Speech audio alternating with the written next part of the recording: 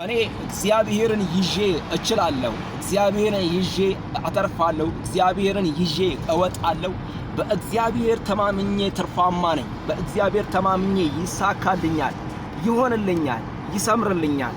አይሰምርልህም አትደርስም የሚለኝ የጠላት ወሬ ነው። ብዙውን ጊዜ የጠላትን ወሬ የሰይጣንን ወሬና ትናንሽ ወሬዎችን አንሰማም። ምክንያቱም ትልቅ ዓላማ ያለ ሰው ትልቅ ራእይ የታየው ሰው መንገድ ላይ አይቆምም። ምክንያቱም የታየለትን የዓላማ ከግብ እስከሚያደርስ ድረስ የነገረውን አምላኩን ተማምኖ ይሄዳል። ቻሌንጅ ሊኖር ይችላል፣ መከራ ሊኖር ይችላል። ምክንያቱም ዮሴፍ መጀመሪያ ሲያይ ህልምና ያየው ነዶ የሱ ነዶ ቆማና ያየውና ሌላው ነዶ ሲሰግድ ነው ያየውና መጥቶ ለወንድሞቹ ነገራቸው። ከዛን ኦኬ አንተ በእኛ ላይ ልትነግስ ብለው ወስደውት ሊገሉት ሲሉ ነው አንገለውም ብሎ ከወንድሞቻቸው መካከል አንድ መልካም እግዚአብሔር ልብ ያለው ነገራቸው። ከዛም በኋላ አሳልፈው ለግብጽ ሸጡት።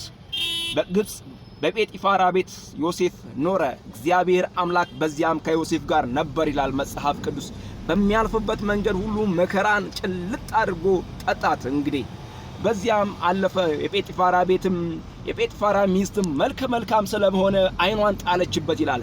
ብዙውን ጊዜ የእግዚአብሔር ዓላማ ያለባቸውን እግዚአብሔር የሚጠቀማቸውን እግዚአብሔር ለብዙ ዓላማ የሚጠቀምባቸውን ሰዎች አይናቸውን ይጥሉባቸዋል። ከመንገዳቸው ሊያጎርሏቸው፣ ከበረካታቸው ሊያጎርሏቸው።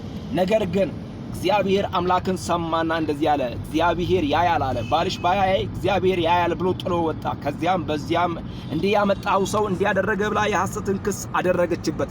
ነገር ግን ዮሴፍ በዚያው በእስር ቤት ማቀቀ። የብዙዎች ህልም በዮሴፍ ይፈታ ነበር፣ የዮሴፍ አይፈታም ነበር። የእግዚአብሔር ጊዜ እስኪመጣ ድረስ እግዚአብሔር በመጣ ጊዜ አስቸኮሉት ይላል። እንግዲህ እግዚአብሔር ላሳየን ዓላማ እግዚአብሔር ለጠራን ስራ እግዚአብሔር አምላክ እስከሚያወጣን ጊዜው እስከሚደርስ ድረስ ጽኑ፣ በርቱ፣ ተስፋ አይቆረጥም። በእግዚአብሔር ይረዳል።